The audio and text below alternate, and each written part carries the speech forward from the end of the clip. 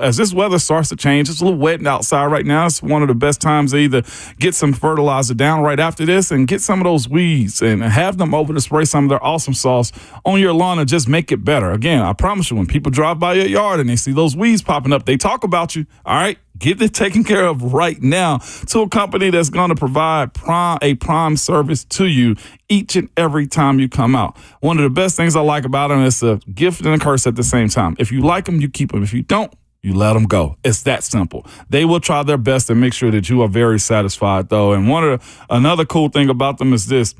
They're not selling to the big chains. A lot of the companies around here lately have been building up a profile and selling to national brands. And with that, your tech changes, your contract changes, you pay more. The service is a little bit less intentional. Again, get Secure Lawn over to your house to have the best in the business come service your yard. The number is 615-893-8455 or go to securelawn.com.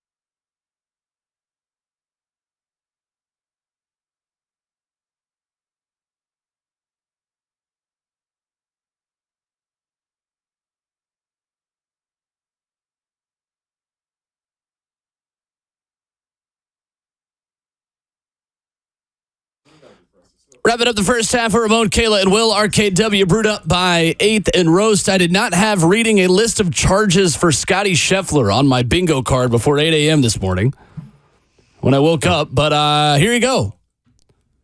His charges include... Of course, Twitter messes up the second I try to get up to read this. Had the tweet right in front of me. Assaulting an officer is one of them. That is the headline here. 2nd-degree assault of a police officer, 3rd-degree criminal mischief, reckless driving, and disregarding traffic signals from an officer directing traffic. Right. So the felony is the assault 2nd degree. Is the 2nd-degree assault of a police officer. Yep. Yeah. Man, that's a rough Friday right there. That is a rough Friday for him. Sucks to be him on a day like today, man. As Hubbs said earlier, he's probably gonna miss the cut because has he bailed out and made it back yet? Yep, he's been released. Okay, good. Yeah, so he'll probably make his tee time. It's what, 10 something? 10:00 something? 9:08 Central. Yeah, Central. Sorry. So Michael Collins just said on ESPN that other golfers did the exact same traffic move around the accident that Scotty Scheffler did without any problems.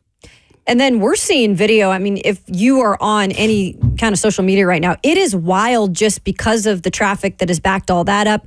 You've got Will Zalatoris, you got Cameron Young. They're walking to the course because it's so crazy. I mean, this whole thing seems like it is an absolute disaster. Like, good luck going back to Valhalla anytime, too. It's a crime scene. I mean, it is what it is. That sucks for them. Again, this is one of the reasons why I don't commit crimes. One, because I don't want to go to jail, but I see everybody else doing stuff, and that'll be me in the situations like, hey, I'm serious. It's like, hey, it was 20 people come by, 21, Moan, get out of here. Like, that would be me. You laugh, Bert, because you know that's you too. That's why.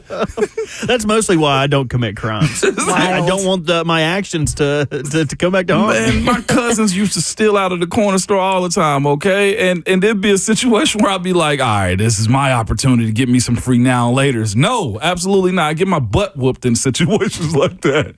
No way this is happening, man. You know what else looks like a crime scene? What? The transfer portal in Clemson, South Carolina. And he just lost a recruit, too. Dabo Sweeney talking to SiriusXM this week says, most of those players in the portal aren't good enough to play for us. Here's Dabo Sweeney. There's 3 types of players in the portal. I mean, it's really pretty simple. Most of the guys in the portal aren't good enough to play for us. Yeah. That's just the reality of it. I mean, we have guys that are backups at Clemson that go in the portal because they just want to have an opportunity. And most of them are graduates, by the way. But we have guys that are backups, or they want a chance to go play, and I got no problem with that. And so rarely do we have a starter leave Clemson. You've got the majority of the guys, they're guys that are in the portal because they want to have a chance to go start somewhere. Mm-hmm. They're not playing where they are. They're not good enough to come in and play for us. And so we'd rather take a good high school player as long as we can get them, which we do, and you develop them. That's the first type. The second type of guy that goes in the portal is he's only going in the portal as a formality because the deal's already been done. Mm-hmm. He knows where he's going before he ever goes in the portal. So we're not getting that guy. Mm-hmm. And then the third type of guy is going in the portal just to see what he can get. And we're never going to win that war. So, we've been really fortunate because, first of all, we're established, been there 16 years. Mm-hmm. And we don't have a lot of attrition. I mean, we had 127 guys go through spring ball, and 125 are still on the roster, after spring, post-portal closing. So that's a miracle in today's world. Dabo Sweeney. Oh, my God. He is not wrong about their roster retention being better than most teams in college football. So his program lost 12 transfers over the offseason. That's actually not bad. Losing 12 players is now considered great, in fact. 18 different teams, though, took at least 20 transfers during this offseason. That's not even over yet. With 12 transfers and 18 seniors on the roster now, Dabo, you're going to have to get in the transfer portal because he won't even have a full roster of 85 scholarship players. because of their stance on the transfer portal. I'm sorry. That, to me, he just is blowing smoke up everyone's you-know-what. To stand firm on the fact that they're not going to give in to this transfer portal stuff, to this NIL stuff, like that to me was not even believable. Like, I'm sorry, and I'm great. You have held players there, but you're not good enough to win right now. That's the whole point, Dabo. Like, as much as you want to hold firm to what you believe, and I respect some of that in terms of how you go and look in the portal and what you want to get out of it, but don't sit here and blow smoke up everybody's you-know-what just because you don't want to give in. And at some point, it is going to catch up to the program, to the place where they're going to bury themselves so far they can't get out of it, and Dabo won't even be there. So he can go along with whatever he wants to believe in this, but to sit there and say, like, these are our restrictions when it comes to this, this, and this, like they're acting like they're the kings of college football right now. They're not. They're not. I respect where he's coming from. He's drawn a line in the sand and said, hey, this is how we're going to operate. But, boy, the back end of that is you better win. You better win. You can't be this loud and this far on the other side if you're not winning. To your point, Kayla, he absolutely has to go win, and I mean win big, so much so that he starts to get those recruits out of high school, because that is his transfer portal. Right. I think that's the challenge, though, right, is that you can be principled and make the quote-unquote right decision based on the way you evaluate your roster, but principles don't win you football games. No. That's the issue, right? Like, he's pigeonholing himself into 30 to 40% of the athletes who are available to him who might be interested in Clemson just by not compromising some of the standards he set 5 years ago before the system changed. Everybody's got to adapt, or you should go to the NFL. Point blank. Also thought it was, and I'll preface this by saying, a lot of respect for Roddy Jones, who was doing that interview. He works at ACC Network, does stuff with ESPN. But to give him that courtesy laugh when he said, yes, the problem is a lot of these guys can't play for us. That's a bold-faced lie. If teams in the SEC are taking transfers, guys can play for you. Yeah, right. It's not like that was a championship contending team last year at Clemson. No, they weren't good enough. Haven't been good enough.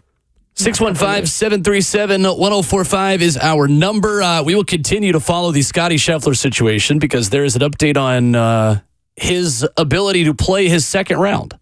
So we'll get you that coming up in just a moment. Plus, Mike Clay yesterday of ESPN had an interesting statement on one Titans position group that he says is nearing the top 10 of all positions in the NFL on the offensive line. We'll talk about that next.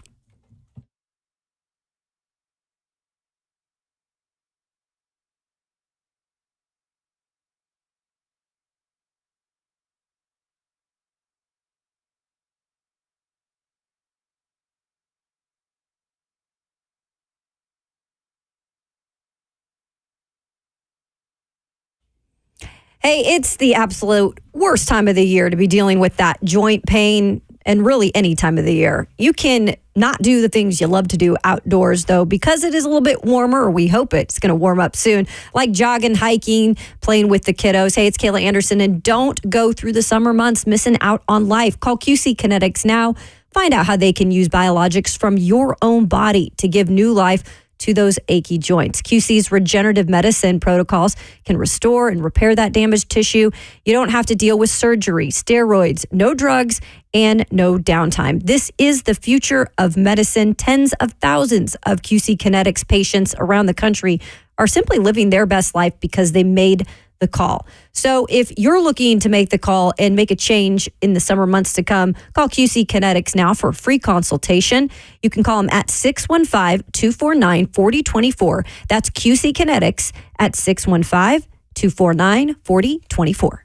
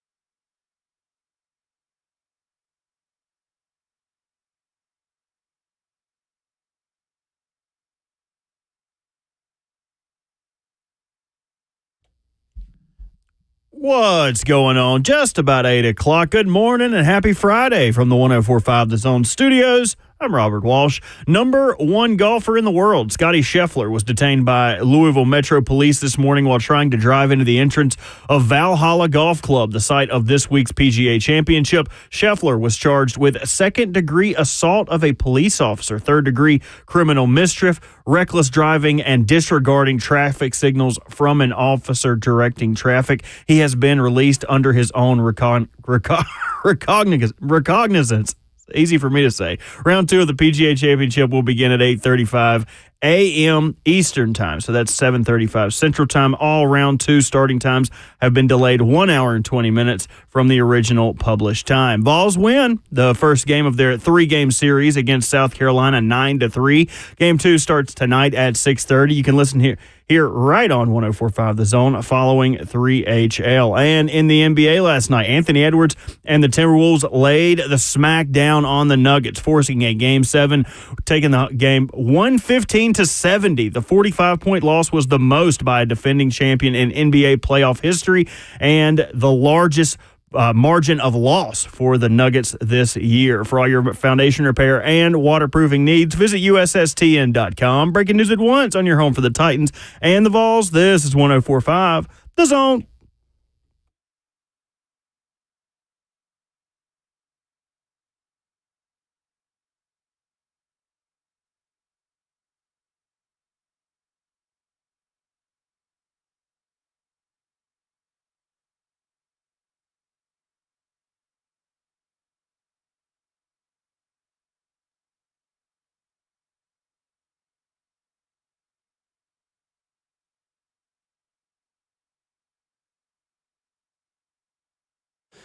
Eight a.m. in Nashville, hour number 3, getting started on a rainy Friday morning. Ramon, Kayla, and Will is brewed by 8th and Roast. Ramon Foster, Kayla Anderson, Robert Walsh making the show happen.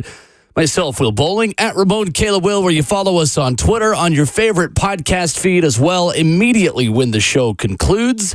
615-737-1045 is how you join in and make your voice heard. Sam Monson of Pro Football Focus will join us coming up in 20 minutes. We'll see if he agrees with ESPN's Mike Clay that the Titans might have a top 10 NFL offensive line.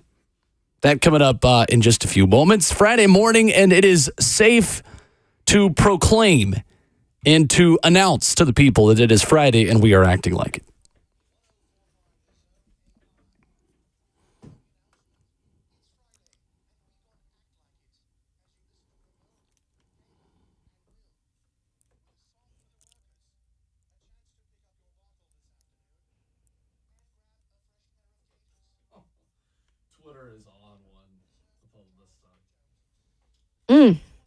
Yeah. Not even a long yeah, just a yeah. Let's get to it. Maybe Scheffler's listened to us on his way back to the course. Yeah. Things I'm here ease for. you. 100%. I mean, Schefter started it off, right? Scheffler. Yeah. Scheffler started off Adam right. Scheffler. Now Adam Schefter in the mix. Scotty Schefter. Yeah, that's what. When you mentioned it earlier, Kayla, I was like, man, Adam Schefter's in trouble. I can imagine because he's so small. He's so good too. He's like I wouldn't say he's a choir boy, but he's just a small he's made his individual. mistakes. I was like, why is he fighting cops? But So we've got a lot of more updates. One report says that Scotty told the police officer, quote, "I did not know you were a police officer." There is a picture of this individual wearing a green jacket with his hood up and black pants. No laying up has tweeted this out. He looks like a security guard or a parking official just directing traffic. Scotty Scheffler is on his way back to the golf course. If you missed it this morning, he was booked on assault of a police officer, criminal mischief, and reckless driving because he attempted to drive around a crime scene into the Valhalla golf course where the PGA Championship second round is scheduled to begin shortly.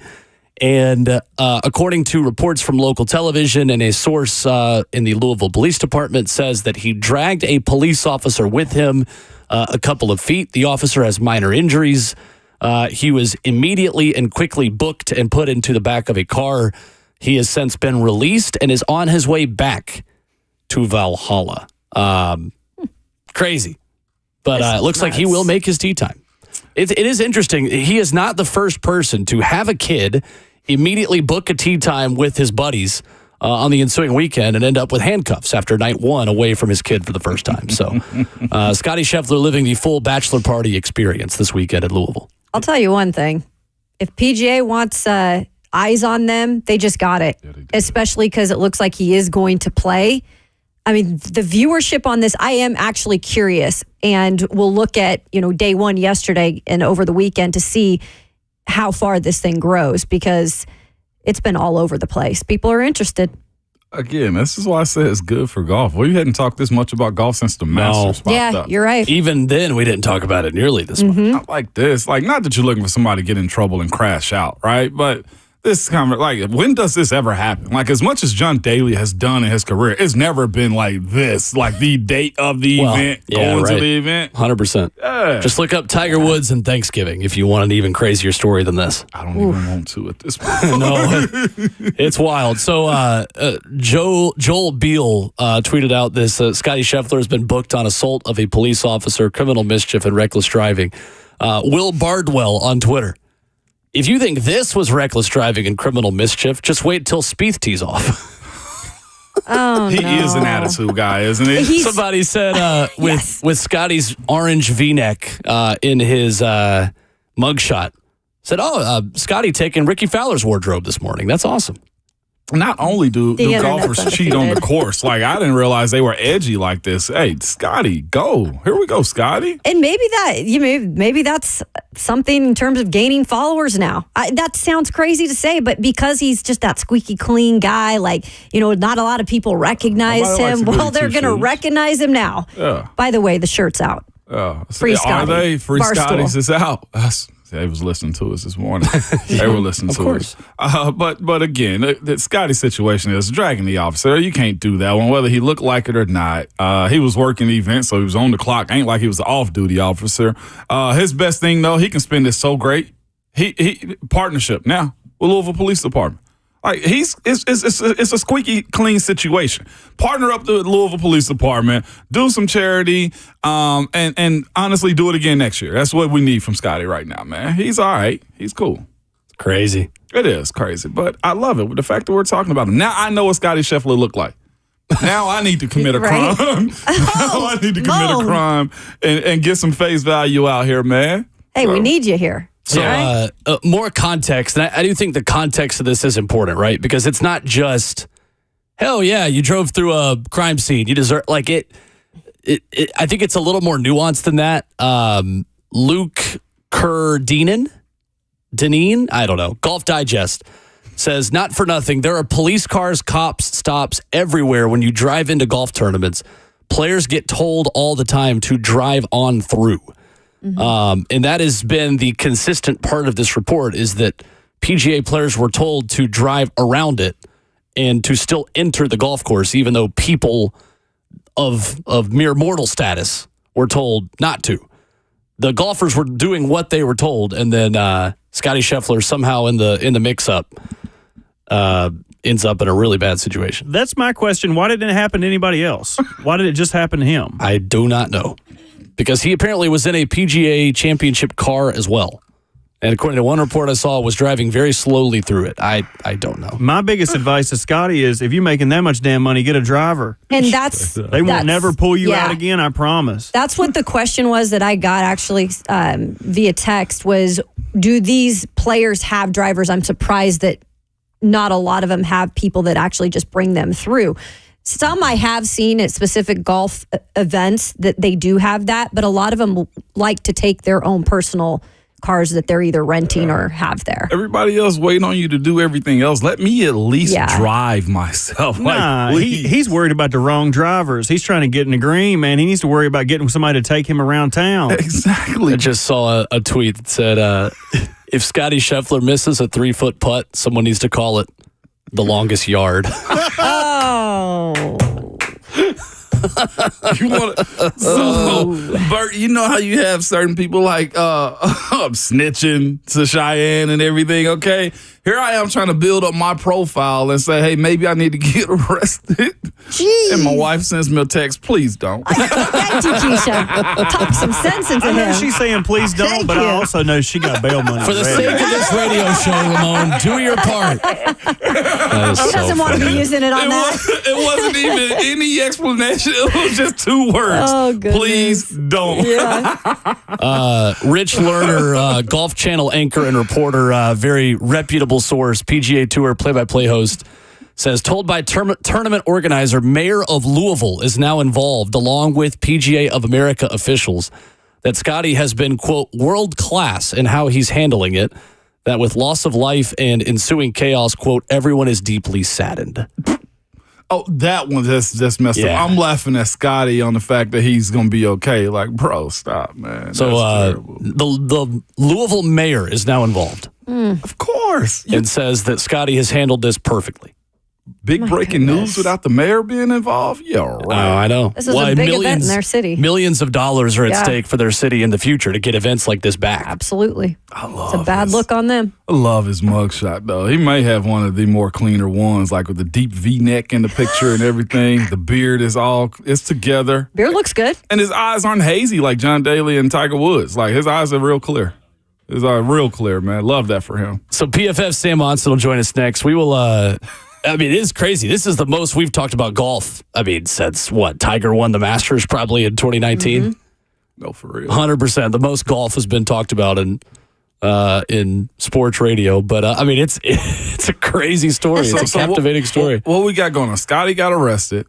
Who won he won the Masters this year? Yeah, he won the Scotty Masters. won the Masters. He's the defending champ. Big 2 so far. He got He's one won more 2 event of the left. last 3 Masters. Rory's back in them streets. Got Yes. divorced. Is for the people that are unfamiliar. Last time he went on a winning streak, he dumped Caroline Wozniacki, or if that's Wozniak? how you, yeah, Wozniak. I Excuse me. told y'all we back. Okay, I am now on Tiger Woods level back to golf. Okay, if you wanted me This will back. be the most watched tournament probably since Tiger's 2019 Masters, to be quite honest with you. You was checking on odds, Kayla. Or Bert was Bert, like yeah. Plus the odds, 500. They're up. Yeah, They up, we down. It's pretty much the same as it was yesterday. It hasn't changed much.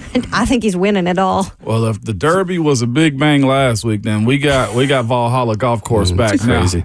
Yeah, we back. Yesterday, ESPN's Mike Clay on the show. Interesting note on the Titans' offensive line. He's pretty high on it and thinks it might be a top 10 unit in the league. Of course, Cushenberry at center, I would say, Yep. is an above-average center. And by the way, I mean, the right side, I'm looking at objective measurements, right? I can't sit here and watch every snap of every O-line in the NFL. So, you need to find measurements to assist. And, I'll look at PFF rate. I'll look at our internal SIG stats like pass block win rate and run block win rate, those kind of things. And the right side of the line, they were kind of average or a little above average in those categories. So I think that side can be solid. And then, of course, like you said, you have the pedigree on the left side. Latham, you would expect to be an immediate starter, an impact player. He's young, of course, maybe, sometimes these guys, it takes a little while for them to develop, but, I have the expectation as an early first-round pick for him to be an impact player. And then Skoronski, probably, again, in those measurements, a little below average last year. But, again, he was a first-round pick. Or he was a rookie, but he has that pedigree. So you would expect this guy to make a leap in year 2. So I think he's going to be solid as well. So again, across the board, I don't know if you have a clear weak spot on this line. I think you have solid or better with the potential to be a really, really good offensive line. Interesting from ESPN's Mike Clay on that yesterday. I want to ask Sam Monson of Pro Football Focus that when we come back, how much better has the Titans offensive line become over this offseason? Sam Monson joins us next.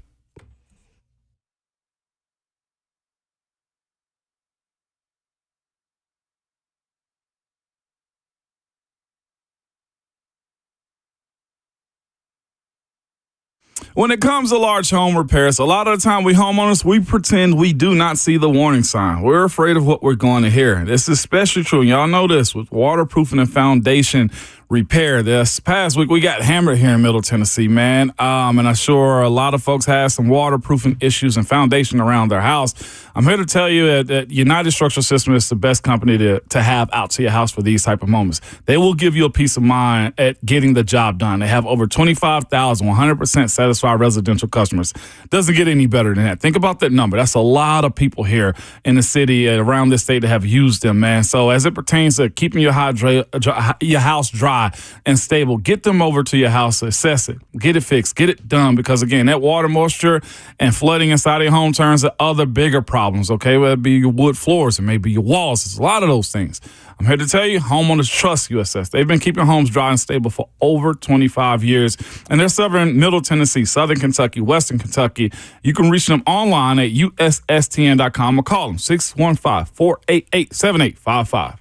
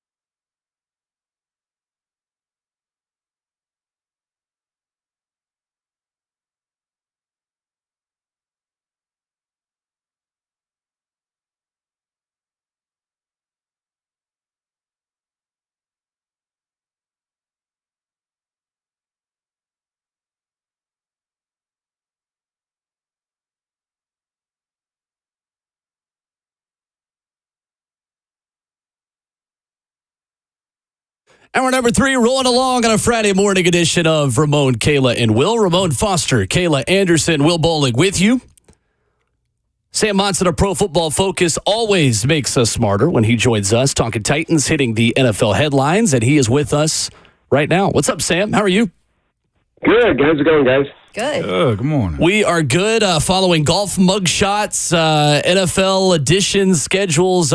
Crazy Friday here, Sam, in Nashville. I want to start with the offensive line of the Titans because a lot has been made about the J.C. Latham edition, the improvements the Titans have made on the offensive line this offseason. How much better can this offensive line be? What, in your opinion, is their ceiling this year? Yeah, I mean, they've been the worst offensive line in the NFL for a couple of years now. So I think they're one of the groups that any volume of turnover is a good thing. You know, they could just throw some bodies at that and try and each one is likely to be an upgrade because of how rough it's been over the last couple of years. So, you know, J.C. Latham, offensive tackle isn't always a position that hits the ground running. It can take a little bit of time for those guys to play at a really high level. But again, the bar is not set particularly high. And Latham was getting better throughout his college career. The end of the season was better than the start of the season. So, you know, if he can hit the ground running at left tackle, that's a huge addition at the most important position on the line. You know, Brunskill, Lloyd Cushenberry should be solid players on the interior.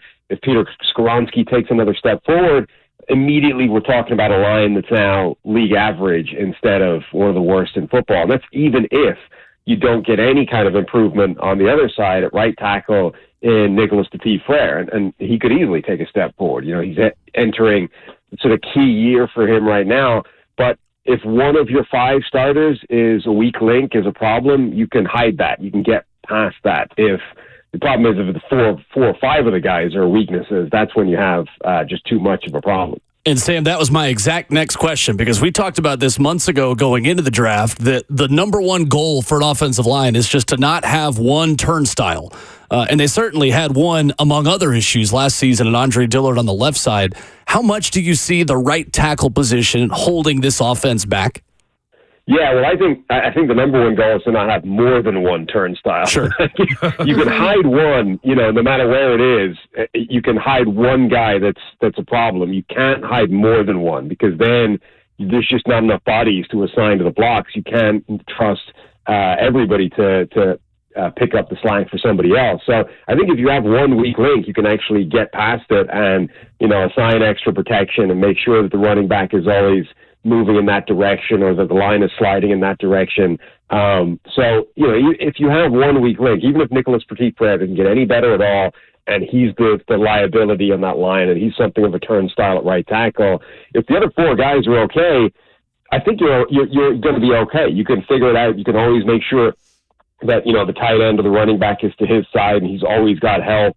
And yeah, it's going to limit what the offense can do. It's going to be a limiting factor, and it does mean that you have to call the game in a certain way because that one guy can't really be left on an island on his own. But it's certainly a lot better than it's been the last couple of years because it's only one guy. Sam Monson, PFF, with us this morning. Sam, speaking of just fitting one guy in, I heard a podcast recently with Denard Wilson speaking about Kenneth Murray, to where they're not going to ask him to do anything crazy. How good is he at non-coverage, non-linebacker coverage type things? Like, where will he best be utilized to up his PFF score, his playmaking ability, and just to elevate this defense? Yeah, I mean, he's definitely better when he's not in coverage than he is when he's in coverage. The problem with Kenneth Murray is he just hasn't been the player that people thought he was going to be when he was drafted in the first round. Like, he hasn't even been an incredible sort of downhill thumper in the run game and a bit of a problem in coverage. He just hasn't been the player that they expected. So, you know, I think definitely if you can limit his role and try and restrict what you're asking him to do, you're going to get the best version of Kenneth Murray. But they need to sort of figure out why he hasn't been playing at that level, because the size is there, the athleticism is there. There's no reason he should have been as poor in the NFL as he's been so far. It just hasn't looked like the college player they thought they were getting. No doubt about it. Well, the guy they know they're getting something in is Lloyd Cushenberry. Sam, for an interior position, how good is Lloyd Cushenberry at center? And two, what is he doing that makes him that good, too, from what you guys have seen for a position that's somewhat hidden by tackles and defensive linemen? Yeah, it is. And it's also, he's a great example of what we said earlier about how sometimes offensive line take a few years to get going in the NFL. And his first season was rough. His debut season back in 2020, he had really bad PFF grades. He was struggling as a run blocker or as a pass protector. And those guys, are hidden as pass protectors. Those guys are often helping on double teams. They're not one-on-one that often. And he was a problem as a pass blocker. But then year two, he kind of fixed the pass blocking side of it. And by last year, he was grading really well across the board. He barely gave up any pressure whatsoever. He was good as a run blocker. He's got the mobility. He's got the strength. He's emerged, if he keeps on this trajectory, as, a really good center in the NFL. Good across the board, strong in both areas of the game, and a really good addition to anchor the interior of that offensive line. So to double down on that, too, or back that up also, is most good teams in the NFL, do they have a good center? And I'm thinking about it now. Philly has, Kansas City has, Dallas has. Is that one of the main pieces that we don't talk about enough, is how good is your center? Yeah, I think it definitely helps. Everyone knows the kind of left tackle is the glamour position. That's probably still the most important position on the offensive line, even though, left tackle, right tackle, it's not the way it used to be sort of 15, 20 years ago, where there was a massive difference between the two positions. But center's a really important spot, particularly if you're one of those teams that relies on the center to make the line calls, and to have a serious part mentally in terms of making sure the protections are set and everyone's blocking who they're supposed to be blocking. So I think definitely having a high-level center is a really important part of everything these offenses want to do these days. And if you don't have one, it can potentially be a bigger problem than just the kind of one bad spot along the offensive line. Sam Monson, our good friend of PFF, joining us this morning on RKW. Sam, okay, we haven't talked to you since the addition of Tyler Boyd, looking like it can fill that, slot position there. So they have their veteran wide receivers. Where would you rank this group amongst wide receivers in the NFL? And do you feel like they're good enough to really launch Will Levis? Yeah, it's a really interesting group now because they've kind of gone after a bunch of veteran players that are not quite over the hill, but they can see they can see the far side of the hill on the horizon. They're all in and around 30 years old. They're kind of approaching the end of their careers rather than the start of it. But that means they're seasoned, they're savvy, they're good. These are guys that give Will Levis the best chance of succeeding next year, and then we'll figure out what the future holds and how long those guys can stay together playing at a high level. But I really like the balance of the core now. You've got DeAndre Hopkins, who's the sort of number one superstar. The one thing that Hopkins doesn't necessarily have in his bag anymore is that vertical deep threat, the way of scaring teams deep. He can still make deep contested catches, or he can still catch the ball down the field when there's a gap against zone coverage, but he's not necessarily going to beat a cornerback for pace one-on-one down the field. But that's where Calvin Ridley comes in, and he can sort of bring that area to the offense. And then Tyler Boyd, as you said, is the slot. And that lets even a guy like Traylon Burks go back to being effectively just a designated gimmick receiver the way he was in college, where he was really good at that. And even if he doesn't need to do anything more, it's a smaller role in the NFL than it was in college, but he can be an explosive playmaker as that sort of gimmick gadget role within the offense. So all of a sudden, you looked at this group with Chigga Okonkwo at tight end as well, and those running backs out of the backfield. That's now a really good and well-balanced group of pass catchers, across that entire offense. And I think from a receiving standpoint, it should give Will Levis a really good chance of succeeding this year. You look on the defensive side, Sam, and there's been questions about the defensive front. They haven't made as many moves there. I think still waiting to add a piece in terms of the secondary with the safety. But what's the weakest spot or just position you're seeing right now with the moves they've made on defense? I think the weakest area of that defense is still at linebacker, and they're not the only team in the NFL that's true for. I think linebacker is becoming, number one, it's becoming a really difficult position to play in today's NFL. Every offensive development in the last 15, 20 years has been centered around putting those guys in conflict and making them wrong no matter what they do. So it's really hard to find linebackers that are capable of high-end play season after season. There just aren't that many, and that's part of the reason why guys like Kenneth Murray, these first-round athletes, just have not become sort of first-round caliber NFL linebackers. I think the league as a whole is really struggling to find a consistent pipeline of those guys, and teams like Tennessee, defenses like Tennessee, are just struggling to put together a really good linebacker core. Sam Monson of Pro Football Focus is our guest at PFF_Sam while you follow him on Twitter. Sam, when you look at Will Levis, 37.4 PFF grade when pressured last season, 41% completion percentage, 15% though of his on-target passes under pressure were dropped. When you look at him as a rookie, how much of his failures under pressure were simply because of how bad everyone around him was, or how much blame falls on him for not making the most of those opportunities and evading some of that pressure?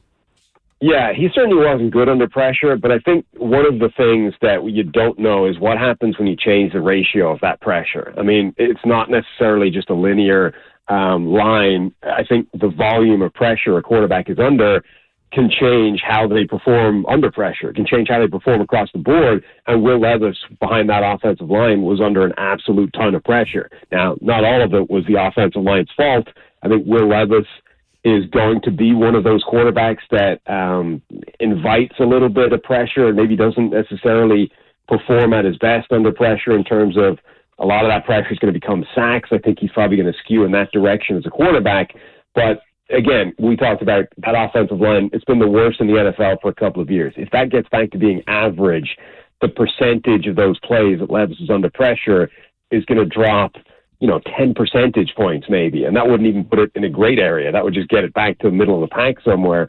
If you put him under pressure 10 percentage points less often next year than he was under last year, I would imagine even his play under pressure is going to get better simply because he's facing it less often. He's just not dealing with it as much, and he's in a better space and a better rhythm within the game when he is under pressure.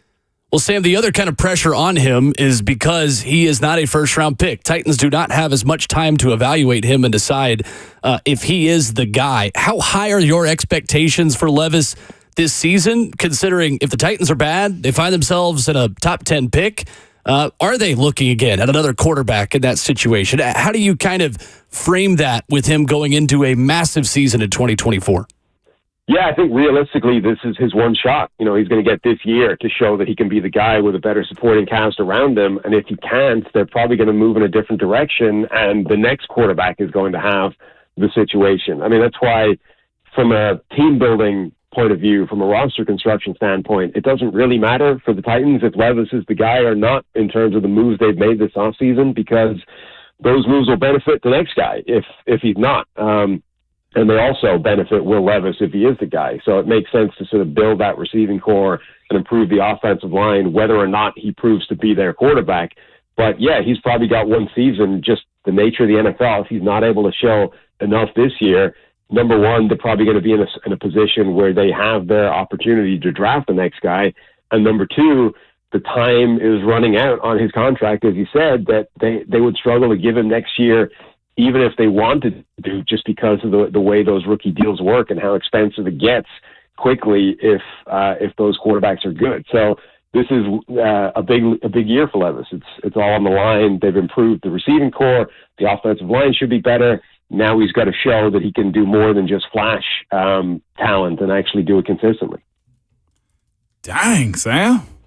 I'm with you. I'm totally with you. The reality of quarterbacks we've now. talked about it, but it's different when somebody else undresses you in front of the crowd. Dang. Okay. All right. With that being said, too, A lot of people, we have optimism. I throw myself in there about what Brian Callahan and Nick Holtz can do. The same way you look at Coach McDaniels in Miami. How much can the play caller help assist, make somebody break out of the mold for a guy like Will Levis with what you've seen him do in Cincinnati? It's just the style of quarterback that they want in his history. Yeah, it can be huge. And also, the coaching staff coming in, I think, is going to be a big part of that offensive line getting better as well. Not just the personnel that they've brought in, but it should be a big upgrade in terms of the offensive line coach, which will help that group come together as well. So, look, I liked Will Levis as a draft prospect. I thought he might have been the second best quarterback in that draft class, and was definitely a first-round caliber player to me. So I think he has the ability to do it. We've seen him flash that talent and make those big-time throws. And I think the mistakes that he made last season, you're going to cut down on those a lot if you improve the situation around him. And he's not just throwing to one guy, and he does have a better pass protection in front of him. So, yeah, I think that this offense will limit what they ask him to do a little bit. They're not going to put him in this offense that wants him throwing 60 times a game and puts the whole thing on his shoulders. They're going to want to have a balanced offense with a better situation around him and really just let Will Levis sort of execute the system. And I think he's well capable of that. Sam Monson of PFF joining us this morning on RKW. I have to ask you a scheduling question since they just came out and we were looking at the Titans schedule. Seems like for the most part for a first-year head coach, how valuable can kind of consistency be? They're looking at a lot of these noon starts, one primetime game when it comes to, like I said, first-year head coach and really just a lot of new personnel.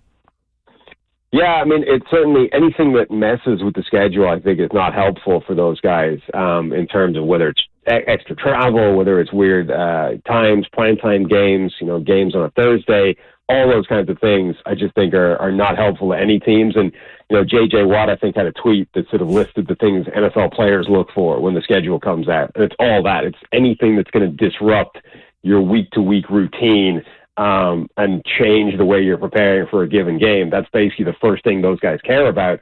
So, yeah, the more consistency within your schedule, I think the better for any team, but definitely a first-year head coach. PFF Sam Monson has been our guest, a must-follow as a football fan, a Titans fan at PFF_Sam. Great stuff as always, Sam. Thank you. Thank you, Sam. Thanks, Sam. Anytime. Take it easy, guys. Absolutely. There he is, Sam Monson, delivering some difficult truths about your quarterback. It's the reality of the situation. It is. And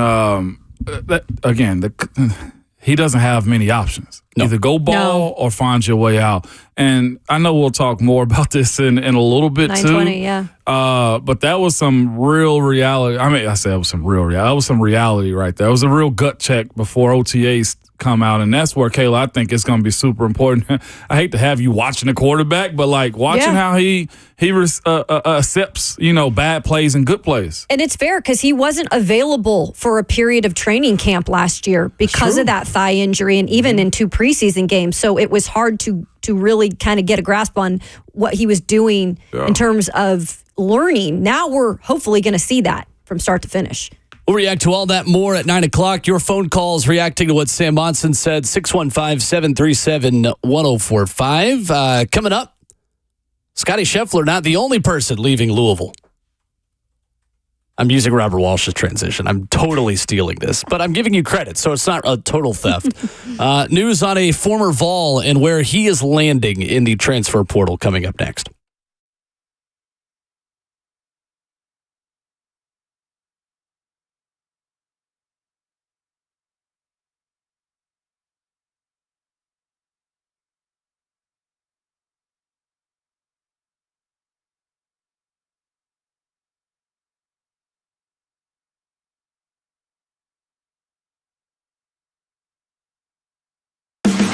This is your off-the-track racing report, brought to you by Nissan of Rivergate. Wild weekend at North Wilkesboro. The NASCAR All-Star Race is this weekend, meaning a return to historic North Wilkesboro Speedway. 20 drivers will compete for the $1 million prize in Sunday's non-points exhibition. They will also face several challenges before one of them takes home the grand prize. For one, the track was given a new layer of asphalt since last season's race.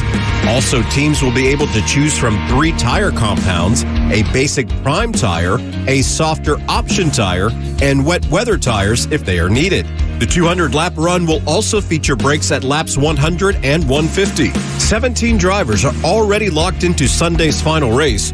2 more will transfer over from an earlier 100-lap open race, and the final driver will be based on fan voting. The open race can be seen at 4:30 Central Sunday on FS1, while the All-Star Race is set for a 7 p.m. Central start, also on FS1. This has been your Off the Track Racing Report, brought to you by Nissan of Rivergate. Have you ever noticed how many car dealerships there are in the Middle Tennessee area, and they all tell you they have the largest selection and the best prices in town? I'm Liz Allison. I'm here to tell you how to make your life easier. Head straight to Nissan of Rivergate. They truly have the largest selection and the best prices in town.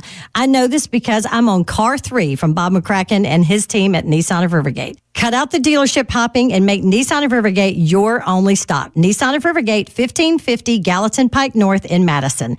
NissanofRivergate.com.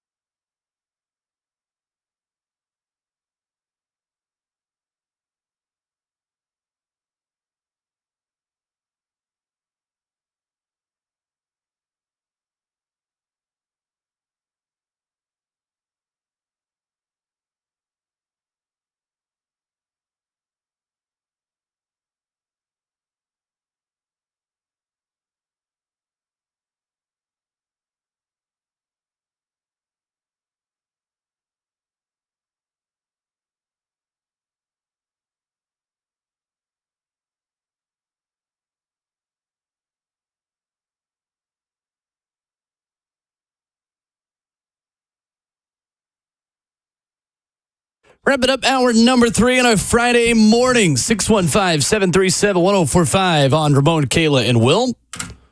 Ramon Foster, Kayla Anderson, Will Bowling. Former Louisville and Tennessee transfer Wesley Walker has committed to Michigan. Interesting. Wesley Walker went through spring practice at Louisville after transferring from Tennessee and then re-entered the portal afterward. He appeared in 23 games with the Vols, including 12 starts, 89 tackles, 9 tackles for loss, and interception in 2 seasons at Knoxville, a Nashville native, and Innsworth Tiger. Wesley Walker to Michigan. Oh, doubt. Good for him. Congratulations, man. He will be joining also. There's a Michigan commit coming out of Innsworth this year. That's right. Curtis. Mason Curtis. Mason Curtis is headed that way also this year. So it'd be good to have somebody familiar there. I mean, I've always thought going to the Big Ten from a Southern kid was just a little different. I was highly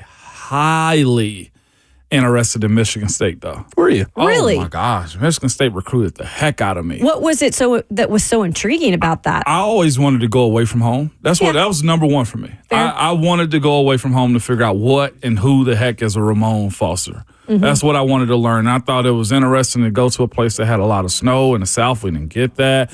Different culture of people, playing in a division. I was just super intrigued by them more than anything, Kayla. So I salute anybody that either go West Coast, up north, or wherever. You know, I didn't know that about. So that was an interesting fact. I think it might be one of the first time I've mentioned that too. Yeah, Michigan State was heavy on me. You know what ended up happening? I had my recruiting official visit set. First time I was going to fly on a plane. I was ready to go, but I was nervous as heck. And they had a big old snow blizzard that weekend, that weekend.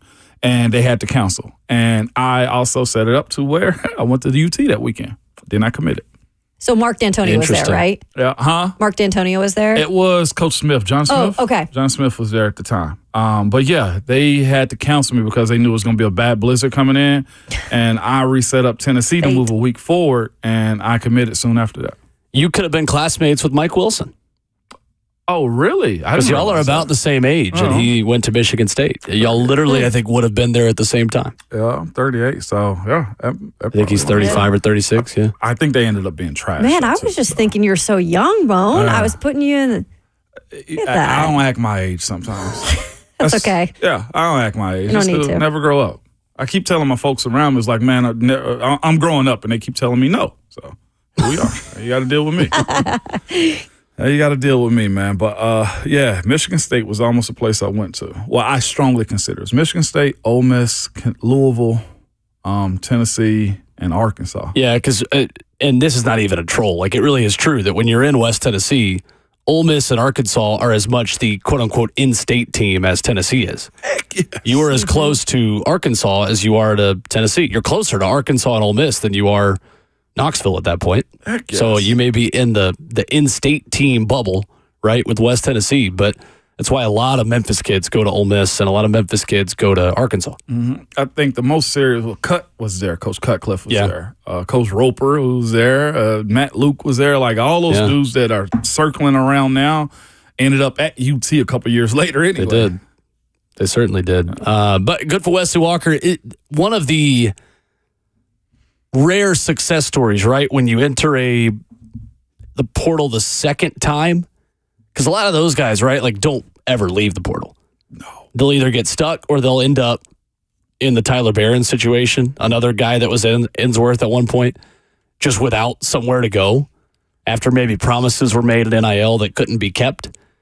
And then there is the rare scenario where a contending team will have someone else leave or get hurt, and then they'll dip back into the market and they'll have a spot for you. I wonder if what's happening at Louisville. I heard they had a huge bag up there. I think it's either FedEx or UPS. Somebody's up there. And then they've had a massive exodus now as well. Yeah. I wonder if the bag dropped off.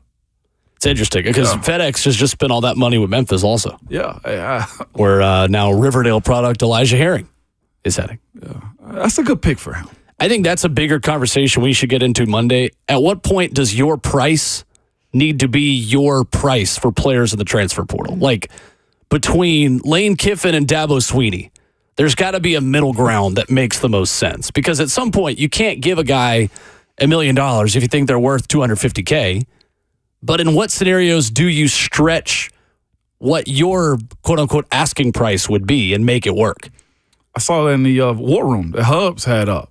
Right. He mentioned a lot of that stuff, like a CBA, because they got to pay out this big settlement soon. A CBA is on the way for the college 100%. football. Yeah, it is. 100%. 615-737-1045. We have a statement from Scotty Scheffler. I don't know when he gave the statement because I'm watching him hit golf balls right now. But we have an official statement from Scotty Scheffler about what happened this morning as he takes to Valhalla at the PGA Championship in 14 minutes. This is a crazy story we continue to follow next.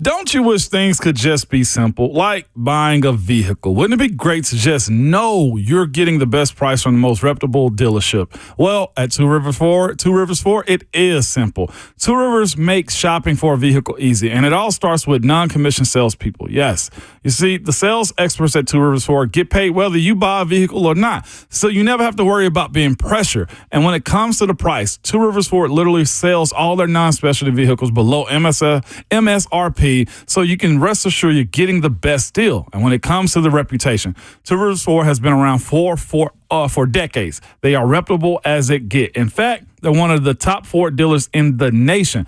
The best price from a locally owned and nationally recognized dealer, plus non-commissioned salespeople. No wonder Two Rivers Ford is the South's most trusted Ford dealer. Find them in Mount Juliet, just 7 miles east of the airport, or online at tworiversford.com.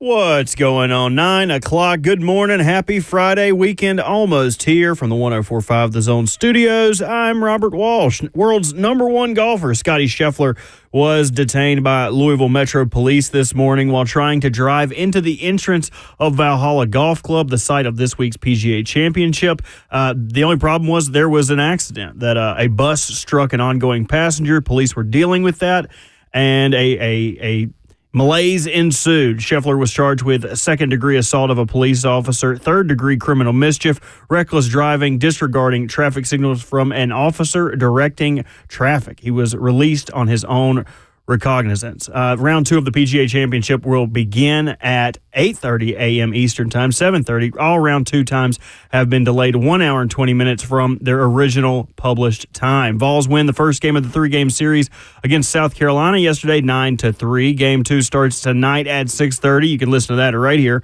on 104.5 The Zone following 3HL. And the NBA last night, Anthony Edwards and the Timberwolves force a Game 7 crushing Denver, 115-70. The 45-point loss was the most ever by a defending champion in NBA playoff history. For all your foundation repair and waterproofing needs, visit USSTN.com. Breaking news at once on your own for the Titans and the Vols. This is 104.5 The Zone.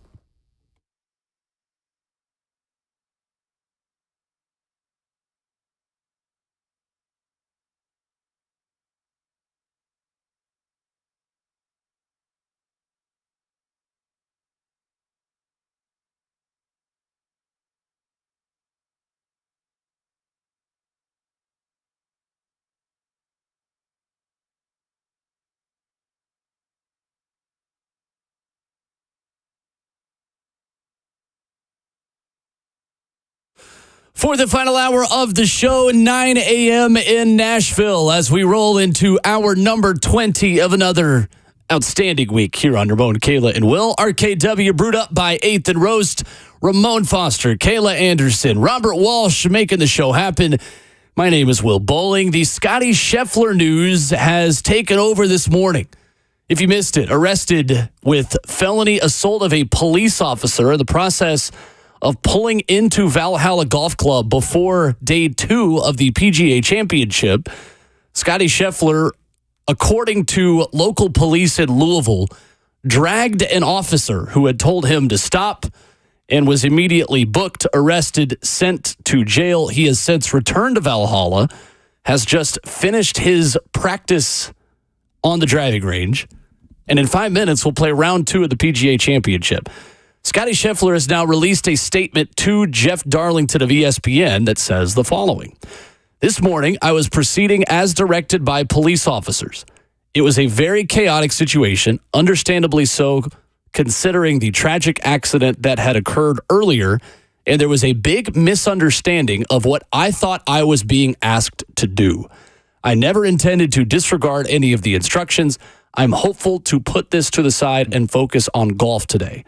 He then adds, of course, all of us involved in the tournament express our deepest sympathies to the family of the man who passed away in the earlier accident this morning. It truly puts everything in perspective. Scotty Scheffler's attorney, who was assigned to him in Louisville, like I literally think Scotty Scheffler got a public defender because of how just out of the blue this whole situation was, also told ESPN he was proceeding as directed by another traffic officer and driving a marked player's vehicle with credentials visible. In the confusion, Scotty is alleged to have disregarded a different officer's traffic signals, resulting in these charges. Multiple eyewitnesses have confirmed that he did not do anything wrong, but was simply proceeding as directed. He stopped immediately upon being directed to and never at any point assaulted any officer with his vehicle. That is Scotty Scheffler's side of the story. His attorney, Steve Romine, saying one officer told him to do one thing. He did that thing, with Jeff Darlington now saying that was driving on a median to get into the tournament. Another officer then said, don't do that. That is their side of the story as we know it now. There you go. Hey, Scotty, respect the blue, man. Respect the blue. You hear me? What's wrong with you, dog? Is it because you're wearing blue today? A little Mookie Betts jersey on today. They I were respect in, that. They were in neon green, Ramon. So respect the neon green. Come on. The genesis of it is they're blue out here. Respect the blue, Scotty. No, legitimately, again, he will be fine. Scotty, he gonna sleep well tonight after all the texts and everything that he gets from this. The memes in his group chat gonna be on fire. Insane. I saw a couple guys already coming up to him, Ricky Fowler, saying, "Hey, man, we're here. Shake it off." Exactly. Like, what are we talking about here? He'll be fine, and he's probably gonna mess around and have an amazing tournament this weekend. Put the focus where it needs to be, right? And win something in terms of make it worth it. Yeah, it will be worth it for him in the end. Again, he's got a lot going on in his life. It's probably a little breakup that he needed. I can only imagine the conversation with his wife right now, too, as she's trying to get a baby under control. Can you imagine being a mom for like 2 weeks and then this occurs and you're probably seeing it? Like, I'm sure he sent her a text, but other than that, you're seeing it everywhere. And now your husband's a career criminal. Who's going to raise that baby? Oh, no. Who's going to raise that baby? At this point, she's got she's got a strong case for about 65% if she decides to leave him now. She didn't marry a criminal. It takes a village, Ramon. I have a feeling there's a guy in an orange shirt behind the glass that'd be a willing participant to be a stepdaddy. I'd sign up. Wait, you are wearing orange today. I'd be this is my Willie Nelson shirt. You'd be a great stepdaddy. I would be a great stepdaddy. Because especially when it comes to I had stepdaddies. I had 2 of them actually, and they were the worst. Like you don't have to try to be my best friend. Just when my mama's making me mad, let me smoke one of your cigarettes. Yeah. Was that Jerry Jones? Those are stepdads. Robert would be the dad that stepped up. See, there you go. there's a difference right there. Don't be a stepdad. Be the dad that stepped up. And it's not because he wants to spend some of that alimony money. This is from the heart. Okay, that child needs a positive role model in his life. What did Project Pat say on Choose Me? You really mess me up when you're late on that child support. She always gives me half of it to put on my car note. Come on, y'all. Project Pat. I feel like Bert would sneakily be the stepdad that would be actually kind of strict. While I immediately go to he'll party with his kids, I do think in the back of my mind he would be harsh. Which one of y'all filled up Daddy's Tito with water? Because liquor don't freeze, kids. Here's a little chemistry lesson real quick. Somebody's about to get that ass busted. Amazing. See, we became his son's father today, okay? That's amazing. It takes a village, and Scotty is out here just breaking the law. Break the law. That's a Project Pat song right there, okay? Bunky Perkins on Twitter says, Scotty was able to start a prison ministry this morning. What a guy. Oh, geez.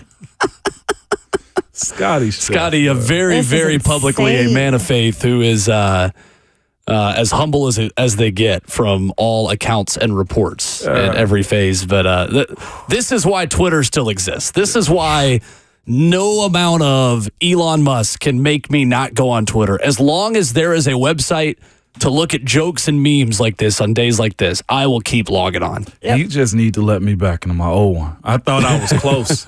I still cannot believe it's been a year and you're not in that. Freaking AI folks. Well, these AI administrators that will not answer me back. Oh, we'll just add this to your previous case. I'm like, never mind. I'm complaining. That's a first world problem. Either way. Mike Golick Jr. on Twitter says, Scotty Scheffler just had a kid, won't have his caddy starting tomorrow, and just got a whiff of jail food. He decided to play on the golf equivalent of all Madden because things had gotten too easy.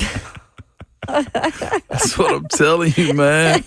My brother is out here. He is it's rough for guys like Scotty on days like this where we can mock him to hell. Again, though, if you didn't know Scotty Scheffler before, you know him now. I know him now.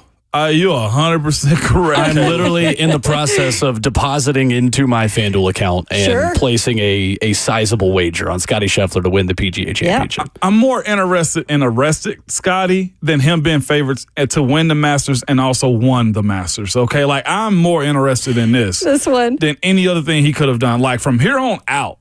Okay, like we heard the stories about Tiger. We heard how Tiger was, a bum in the clubhouse. We heard how Tiger just stepped on everybody he walked across, and that made us attracted to him. Because he had that edge. And he won on top of it. Now, again, we're talking about two ends of the spectrum here. Well, Scotty is, like you said, devout Christian, family man. Probably soon to be a stepdaddy or, two separate house. Never mind. I'm joking. With that being said. He's about to tee off right now. He's about to tee off. And see, he's doing it for the kid now. He's doing it for his kid and his reputation. Goes out a little bit right, 178 ball speed. Scheffler down the right-hand side of the fairway. And that is in the rough. Oh, and a goose picks it up and flies off. What the hell? Somebody get that goose off the course. Apparently, FanDuel has a 25% boost right now as well, according to Caps on YouTube. Thank you, Caps. I will be taking advantage. Have I told you about my parlay I have, by the way, in the PGA Championship? No, what's the parlay? So I got a text from a buddy who said, hey, I want you to know about this parlay. It is plus 75,000. So this is a $1 parlay to win $751. In low key, it's not looking terrible. Okay. At the moment. This is Sungjae M, Billy Horschel, Keith Mitchell, Tom Hogue, Lucas Glover, Wallace, Svensson, and Poston to all finish in the top 40. $1 to win $750. I think most of those guys are actually in the top 40 after day one. I need Keith Mitchell to get his crap together because he's even, tied for 66th. But I'm low-key in decent shape to make $750 on a $1 bet. Would that be your biggest win so far? Yes. $75,000? No, $750. $750. My buddy bet change. One of my buddies bet $10 on it. I had a friend bet $10 on it to win $7,500. Now you're talking. See, Ramon would have bet 7,500 on that parlay. One's like 750,000. Would have been. I don't know how much that would be. I'm trying. No, if I speak on this, I'm gonna sound so. Nope, absolutely not. Y'all not about to rope me into this one. Nope. Because I would have bet 100. Yeah, there you go. That's what I'm saying. $75,000. Make it work. Tell him to bring me my money. I'm taking a 2-week vacation, y'all. I'll be back.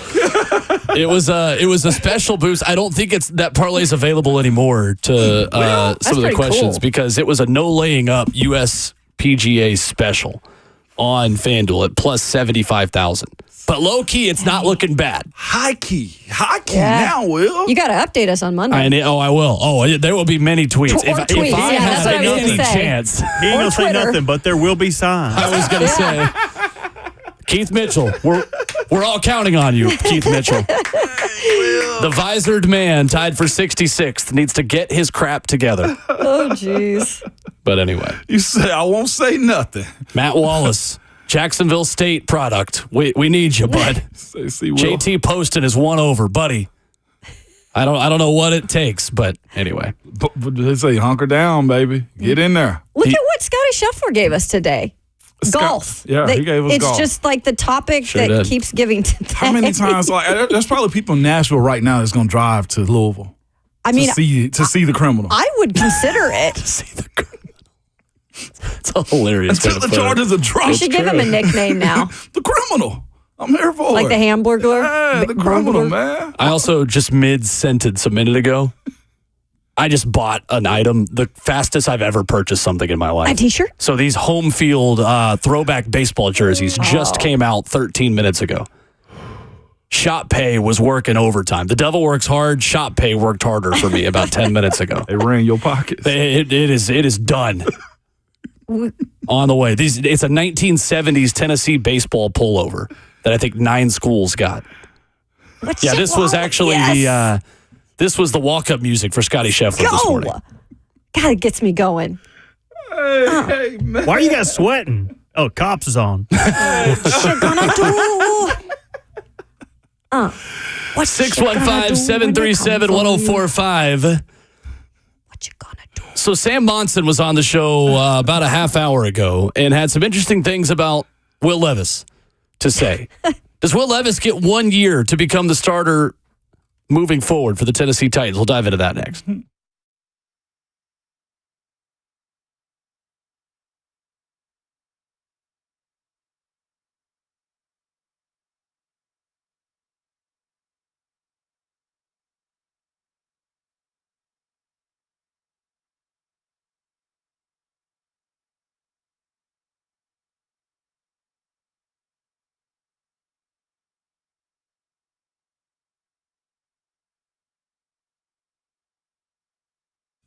It's Ramon Foster here for Wesley Mortgage. Here to tell you, man, if you've ever ran into the owner of Wesley Mortgage, Chuck McDowell, you know this. Soon as he starts talking to you, he's a local Nashville native, man.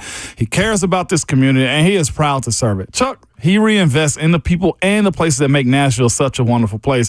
While other mortgage companies are downsizing, Chuck McDowell and the Wesley Mortgage team are rapidly expanding in Nashville, keeping people working in the career that they love. And they will love for you to join their team, too. Chuck and the leadership team at Wesley Mortgage have a support system in place to help you succeed in the mortgage business, ensuring your loans close on time, making sure you get paid, giving you back the time to build your business, and bring back the fun to the mortgage profession. With the unique networking opportunities with the Tennessee Titans and the Music City Grand Prix, they make closing deals and building relationships fun again. So if you're in the mortgage industry and you're tired of the grind, tired of the pressure, and tired of micromanaging everything to make sure your clients get handled correctly, then you owe it to yourself to go to whywesley.com today.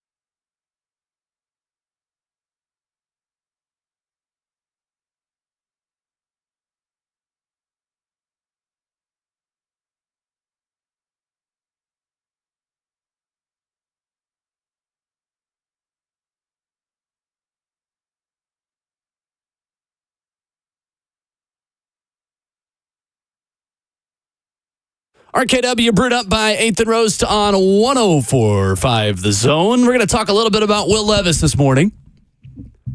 I was interested earlier in the week. We had the conversation about what storylines are you guys most tired of? A lot of you said this being a big season for Will Levis. I'm surprised hearing that. I just have to say this tweet, though, real quick from Mark Davis on Twitter. It's a picture of Johnny Cochran, famous lawyer, of course. If he's next on the tee, he must be set free. Hey. That's Scotty Scheffler. My goodness. Okay, anyway, moving back to Will Levis. I had to bring that one up. Sam Monson joined us earlier. We're going to hear the audio of what he said about Levis, but I want to look at this from an off-season perspective. OTAs next week, training camp July. What are your off-season expectations for Will Levis? When do you start getting concerned if he's not looking like someone that has learned the new offense and has adjusted to a new system? We're speaking off-season or just in general, Will? In general. In general, for myself, I think it starts with 4 weeks in. That's always my number. 4 weeks into the season or the training camp? Okay. Into the season. 4 weeks into the season, because he can look trash in practice because he's still learning the offense. Denard Wilson's going to send stuff at him, I'm more than sure, in practice to challenge him. He's going to be put in spots. I feel like he's going to be put in spots where he has to prove he's either this good and the franchise quarterback, or we can start planning for next year. And it's just that simple to me, especially with the teams that he has to play. A rookie, Aaron Rodgers, a guy that's in a similar situation to him and Jordan Love in Green Bay, and then you got to go back to Miami to try to redeem that all over again. 4 weeks is where we figure out what Will Levis is going to be. At least we're going to know what his DNA is as far as can he start the season off and win. And again, you're going back to primetime football in Miami. And Sam's response was so spot on. We've hinted at it here and there, haven't we, y'all? Like, this is a big year for Will Levis. Yeah. And now I think it's getting more real. The schedule's set up. Your foes are right in front of you, and it is going to be insanely challenging. And I think now hearing Sam say that, and I guess the amount of pressure that Will Levis is under, I can see why Anthony Richardson has been put up on the pedestal a little bit more, because he has a first rounder. They got weapons around him and a defense. And truth be told, Will Levis's failure, if it does happen here, might not just be his own. It might not be to his own undoing. The team wasn't set up for him in the beginning to win. The team's set up for him now, though. And that's what's so weird about this situation, you guys, because last year he was thrown into the fire. And I'll call it a fire because offensively, things did not really change in terms of production for this team. Offensively, when you look at the line, it did not hold up, literally, and that did not benefit him in any way at all. The preseason was kind of wonky for him. The training camp situation, dealing with that thigh injury that I mentioned, that didn't really help because we couldn't see him developing through training camp. We didn't see a ton of him, at least when it came to full capacity. So I would say in this situation, because you've surrounded him with really good weapons, you've surrounded him with a coach who specifically has been known for helping develop quarterbacks wherever he's been, I think there is more, on his shoulders, and he needs to be able to do most of that. He needs to be able to learn quickly. He has been here before. He even admitted, guys, there are some similarities with this offense, even going back to his first year at Kentucky, some of the verbiage. So it's something where he's picking this stuff up, or should pick this stuff up somewhat quickly. And I think if he stays healthy, we'll be able to see his progression during camp. Yeah. So I would say if we don't see some of that even in camp, midway through camp, then we start to at least worry a little bit on what's going on here. I don't think we're going to see that. But I think you're right. When it comes to actual game, experience, 4 games in is absolutely fair. And real quick before you go, Will, that's one thing, too, that he doesn't have. Caleb brings up a guy that's capable of developing quarterbacks. he doesn't have a golden parachute this year. No. The fact that you got a quarterback or offensive play caller that has shown that he can get the best out of quarterbacks, even with Jake Browning, he doesn't have a parachute. Fair or unfair, he just doesn't have a golden parachute to where he can blame failure on somebody else. As good as this secondary is that he will play against in OTAs and in training camp, is there any scenario where you start hitting the panic button on Will Levis before the season starts? Is there any scenario? What would have to make you be really worried about him this offseason? The turnovers, the picks. Interceptions. The interceptions, yes. The intercept. That and the other thing, too. I don't need you to be a Cowboy. I need you to be a Titan. A Titan is going to sit in that pocket and throw the ball. His wild plays running and trying to create, again, say what you want to about him. The problems that I saw him get in trouble with in Jacksonville was him. I know he was getting flushed out. I think Brewer got pushed back 1 or 2 times. I watched that one yesterday. And you had Dillard. You had everybody else getting pushed around. His ability to stick and go is something that has to be made possible for him. But that also comes down to how quickly will they develop an offense where he can get the ball out of his hand. In moments where he either is not reading, get tricked by the defense, or just hesitant to make plays, cannot happen at all. Well, I need for him to be a Titan, stick into the pocket, and not a wild Cowboy again this year. Can't have it. Yeah, the whole thing about, and that kind of ties into the edge he plays with in certain situations. Like, when do you push back from having that edge, and when is it right to have it? I think that's a really interesting thing that we're going to watch, and I think that starts in training camp because Brian Callahan came out after asked about, Will Levis playing with that edge. He says, I never want a quarterback or a player to lose that. That's part of your identity. Right. But at the same time, he needs to learn and mature a little bit about when he utilizes that. And I think that'll be something we're going to see firsthand in camp. Under pressure, Will Levis was not good last year. 3 touchdowns to 2 interceptions. He completed 41% of his passes. And according to Pro Football Focus, had a 37.4 PFF grade. However, on the flip side, 15% of his on-target passes under pressure were dropped. This was Sam Monson earlier in the show about what he saw when pressured from Levis and why those numbers look so bad. Yeah, he certainly wasn't good under pressure, but I think one of the things that you don't know is what happens when you change the ratio of that pressure. I mean, it's not necessarily just a linear line. I think the volume of pressure a quarterback is under can change how they perform under pressure. It can change how they perform across the board, and Will Levis behind that offensive line was under an absolute ton of pressure. Now, not all of it was the offensive line's fault. I think Will Levis is going to be one of those quarterbacks that invites a little bit of pressure and maybe doesn't necessarily perform at his best under pressure in terms of a lot of that pressure is going to become sacks. I think he's probably going to skew in that direction as a quarterback.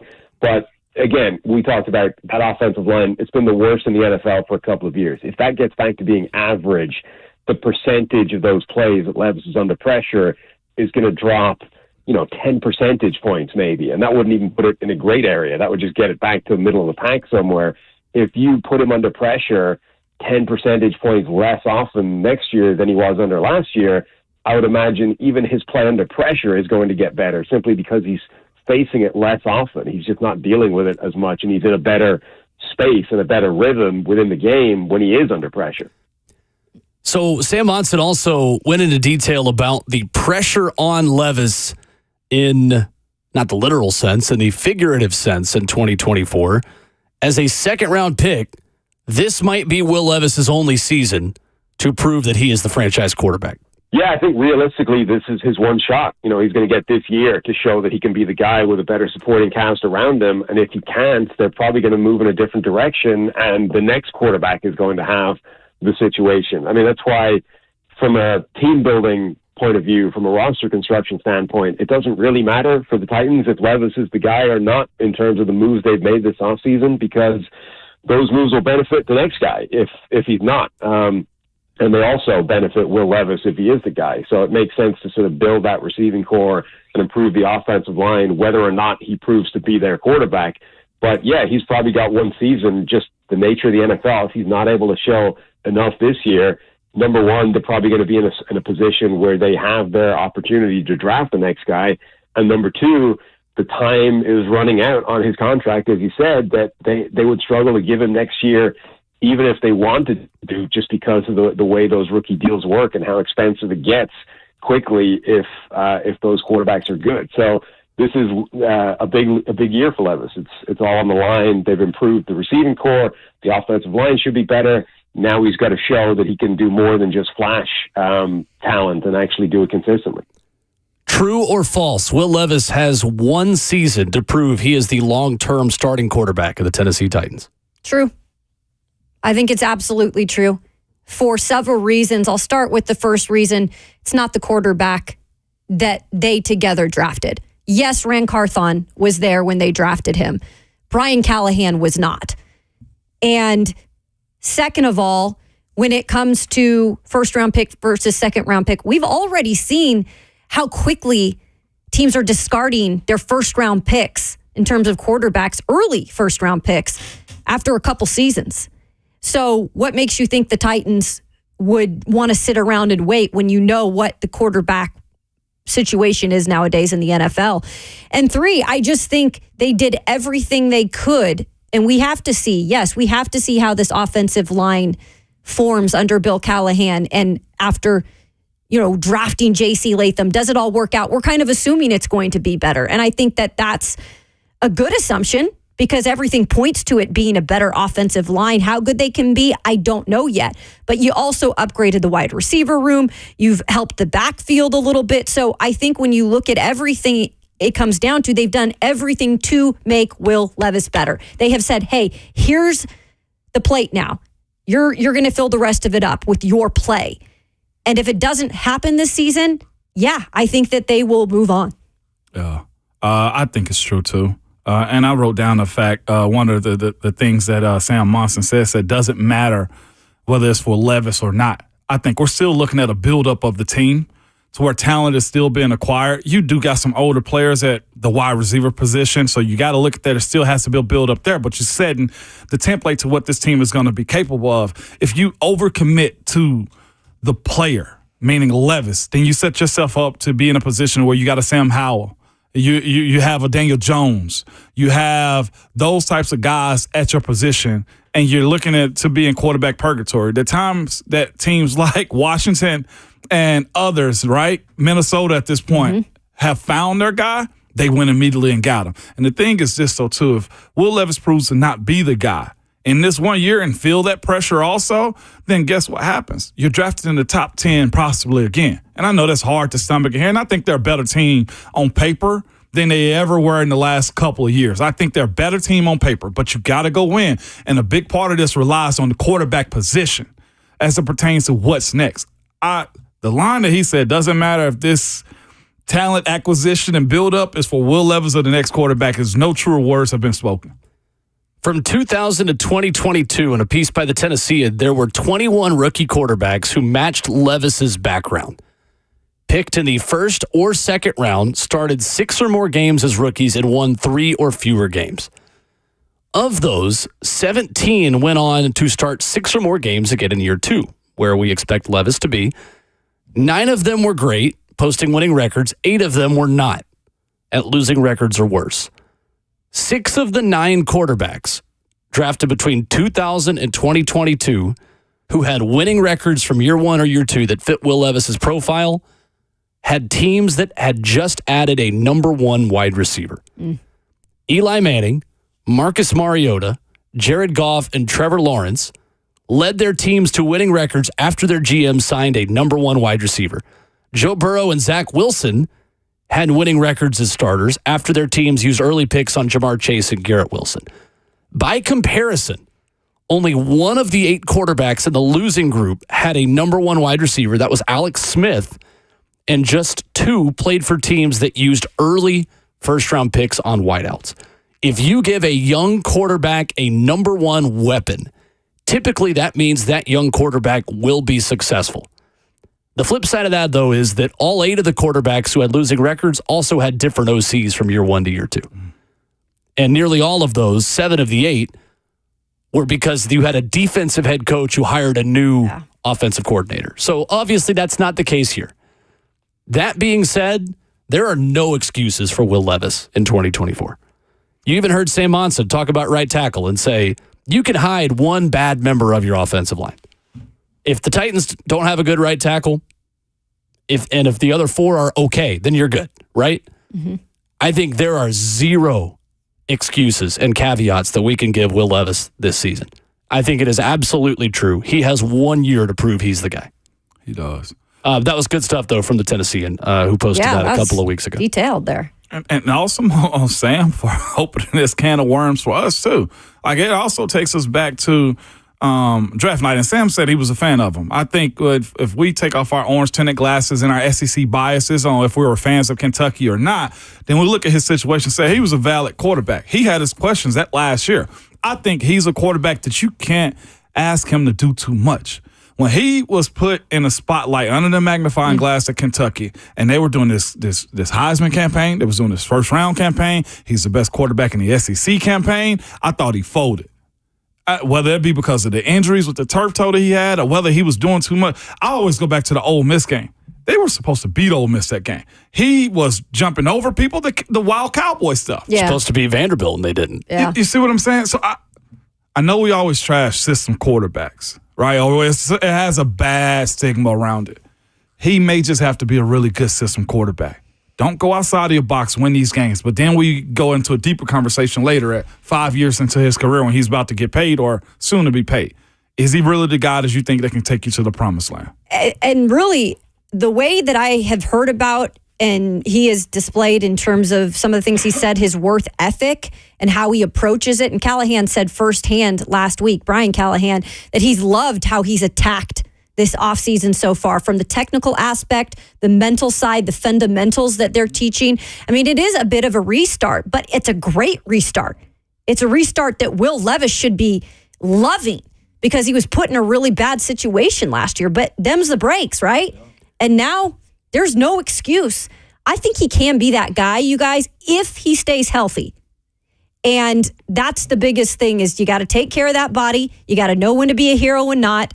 And like you said, interceptions, be smart. I think that may even be a different question, though, right? If Will Levis gets hurt this year, is it a mulligan? It's fair. Nope. It's a fair question to ask. Absolutely not. And I don't think so either. Ain't your problem that he get hurt. Yeah. We don't have that same grace for Traylon right now. We don't have that same grace for Caleb. We don't have that same grace for Ben Jones when he went down and got back up. Football is unforgiving. 615-737-1045. You can react to that. I want to give credit where credit is due in that Tennessean piece. That was Nick Suss of the Tennessean who wrote that March 25th. So good work by him in putting together those numbers of QBs going year one to year two. We'll close out the show with your reaction with some headlines with the incredible thing Scotty Scheffler did on his first hole in round two. Coming up next.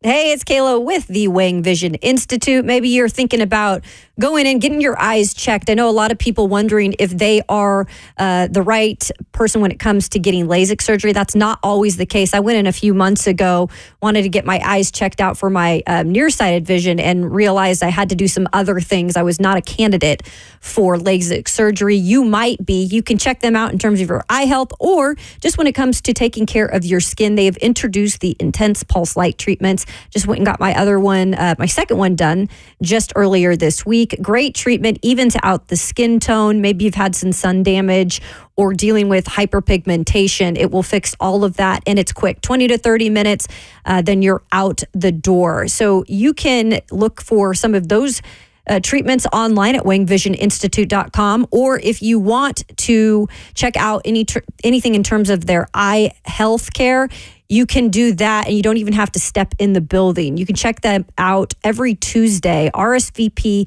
they've got a free seminar that takes place at 6:45. That's every Tuesday. So you can schedule that now, and you can schedule your treatment at wangvisioninstitute.com.